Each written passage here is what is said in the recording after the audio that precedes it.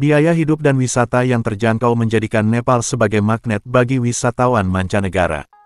Namun, keunikan negara ini tak hanya terletak pada harga, melainkan juga fakta-fakta menarik yang memikat hati para pelancong. Nepal adalah satu-satunya negara di dunia yang tidak memiliki hari kemerdekaan, karena sejarahnya yang unik, tidak pernah dijajah atau menjadi koloni. Meski demikian, tanggal pentingnya terukir jelas sejak tanggal 25 September tahun 1768, Nepal berdiri sebagai kerajaan, dan pada tanggal 28 Mei tahun 2008, bertransformasi menjadi negara republik. Bendera Nepal pun berbeda dari yang lain, dengan bentuk dua segitiga yang saling bertumpuk, berwarna merah marun dan biru tua.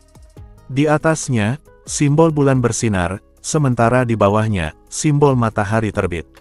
Kedua segitiga ini melambangkan keagungan Himalaya dan keanekaragaman dua agama mayoritas, Hindu dan Buddha. Tak hanya itu, Nepal juga menjadi rumah bagi 8 dari 10 puncak tertinggi di dunia, dengan Gunung Everest sebagai raja dari semua gunung, menjulang setinggi 8.848 mdpl. Semua keajaiban ini terletak di jantung pegunungan Himalaya, menjadikan Nepal surga bagi para petualang dan pencinta alam. Di wilayah paling barat Nepal, ada tradisi yang bernama Deki, yang merupakan kebiasaan kuno dan dipraktikkan khususnya di distrik Doti, Baitadi, dan Dadeldhura di Himalaya. Tradisi ini sebenarnya sudah dihapuskan oleh konstitusi Nepal, tapi desa-desa di wilayah tersebut masih saja melakukan praktik dari tradisi ini. Tradisi Deki sendiri adalah tradisi para gadis-gadis muda yang akan ditawari oleh orang tuanya untuk melayani di kuil-kuil lokal di Nepal. Gadis tersebut akan diberi nama Dekis yang artinya persembahan kepada dewa kuil. Anak perempuan akan ditawarkan ke kuil untuk melayani dan berharap bisa menjadi persembahan yang baik untuk mendapatkan perlindungan, serta keberuntungan dari para dewa. Biasanya yang akan menawarkan putrinya adalah keluarga miskin. Sebab, mereka ingin membebaskan diri dari beban keuangan dalam merawat anak perempuan. Karena begitu anak perempuannya menjadi Deki, para orang tua sudah tidak lagi punya kewajiban dan tanggung jawab untuk merawatnya. Biasanya anak perempuan yang ditawarkan mereka yang masih berusia sangat muda, sehingga para Deki akan mengandalkan kemurahan hati para penyembah dan sumbangan untuk bertahan hidup. Namun, saat mereka beranjak datang bulan, para Dekis wajib menjadi budak unclup-unclup untuk para laki-laki. Karena ada mitos bahwa unclup-unclup dengan Dekis bisa menghapus dosa seseorang dan mengundang keberuntungan. Ritual Deki sendiri biasanya melibatkan upacara publik yang rumit, dan banyak orang dari komunitas berkumpul untuk berpesta di kuil bersama dewanya. Pada tahun 1990, konstitusi Nepal secara resmi menghapus kebiasaan Deki Prata dan melabelinya sebagai melanggar hukum. Segala bentuk unclup-unclup atas nama agama dan budaya dianggap ilegal. Banyak undang-undang disahkan yang seharusnya membatasi jumlah Deki, tetapi jumlahnya justru meningkat antara tahun 1992 sampai tahun 2010. Gadis-gadis masih terus diubah menjadi Dekis. Hingga tahun 2006, sulit bagi anak-anak Deki untuk mendapatkan kewarganegaraan resmi Nepal.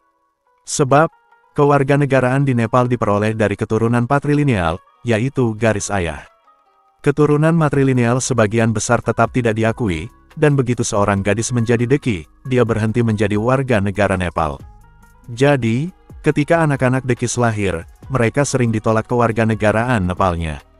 Banyak anak perempuan yang lahir dari Dekis disebut dervis juga menjadi Dekis, karena mereka kehilangan pendidikan dan layanan dukungan sosial lainnya.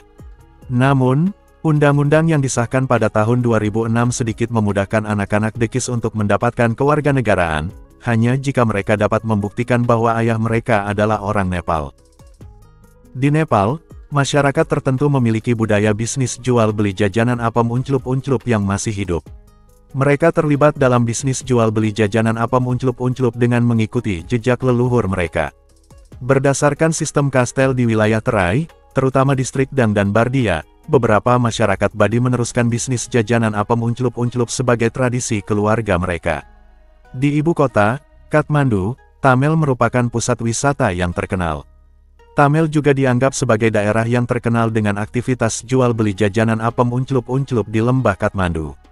Ini adalah pasar kecil yang terkenal dan penuh warna yang utamanya berfokus pada pariwisata dengan banyak hotel, restoran, agen perjalanan dan pendakian gunung, dan toko-toko. Tempat ini tampak lebih indah di malam hari daripada siang hari karena berbagai warna cahaya menerangi Tamel saat malam tiba.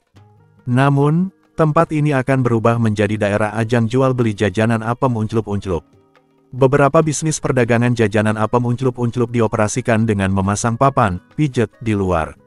Mereka khususnya mendatangkan gadis-gadis dari desa-desa, membujuk mereka untuk memiliki pekerjaan yang bagus di kota.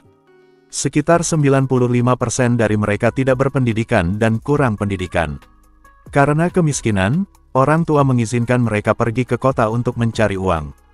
Namun, operator perdagangan jajanan apem unclup-unclup yang tidak bermoral seringkali memaksa mereka menjadi apem unclup-unclup. Salah satu masalah paling signifikan dalam masyarakat Nepal adalah bahwa dalam beberapa dekade terakhir, perempuan dan gadis Nepal telah dipakai untuk servis apem unclup-unclup di Mumbai, India.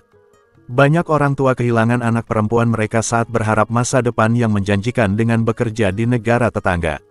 Saat ini, masalah ini sedikit berkurang karena adanya organisasi pemerintah dan non-pemerintah.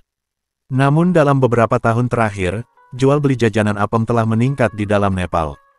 Pasar jajanan apem unclup-unclup utama adalah kota-kota kecil dan besar di Nepal dan daerah jalan raya.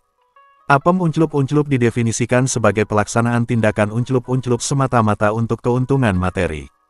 Orang menjadi apem unclup-unclup diri mereka sendiri ketika mereka memberikan layanan unclup-unclup kepada orang lain dengan imbalan uang, hadiah, del.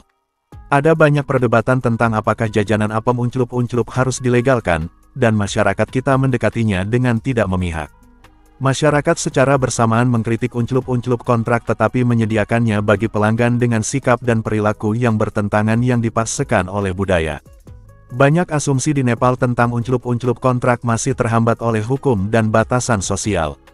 Namun, argumen kuat telah dibuat untuk mendukung legalisasi jajanan apem unclup-unclup dan diskriminalisasinya. Di berbagai belahan dunia, poligami umum terjadi, tetapi di Nepal, situasinya berbalik. Di sini, wanita diperbolehkan memiliki lebih dari satu bojo, yang harus merupakan saudara laki-lakinya. Praktik ini dikenal sebagai polyindry fraternal dan telah menjadi bagian dari tradisi masyarakat yang tinggal di pegunungan Himalaya. Dalam polyindry fraternal, seorang bini menikah dengan beberapa saudara laki-laki dan mereka hidup bersama sebagai keluarga. Meskipun tampaknya menghadapi tekanan, praktik ini seringkali muncul sebagai respons terhadap kemiskinan dan keterbatasan sumber daya di lingkungan yang keras. Menariknya, di dalam keluarga ini, tidak ada kecemburuan di antara suami-suami, karena mereka memahami bahwa hal ini merupakan strategi bertahan hidup. Salah satu faktor utama di balik polyindri adalah terbatasnya lahan pertanian dan sumber daya alam di daerah pegunungan. Dengan jumlah tanah yang sedikit, sistem polyindri mengurangi pembagian harta dan menjamin kelangsungan hidup keluarga. Ketika salah satu suami pergi untuk bekerja atau berdagang, saudara-saudaranya dapat melindungi bini dan anak-anaknya.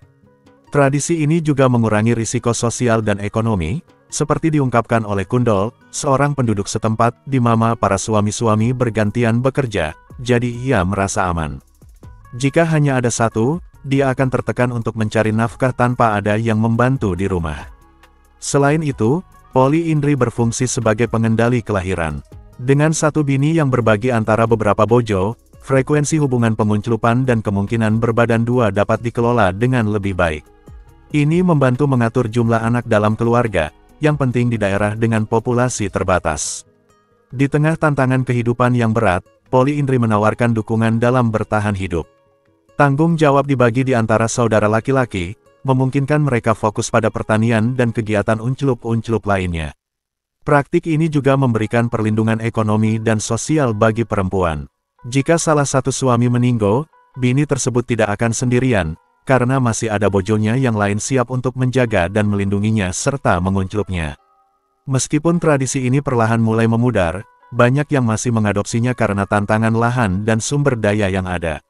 Polyindri fraternal bukan sekadar praktik sosial, ini adalah bentuk adaptasi yang dalam, mencerminkan cara hidup yang telah bertahan dalam menghadapi kesulitan. Terima kasih banyak telah menonton, semoga terhibur dan bermanfaat. Jika panjenengan berkenan, kami sangat berharap panjenengan bersedia subscribe channel ini dengan ikhlas setulus hati, agar channel ini semakin berkembang dan semangat menyajikan video-video yang unik, menarik serta menghibur panjenengan. Akhir kata, Wassalamualaikum, sampai jumpa di segmen berikutnya.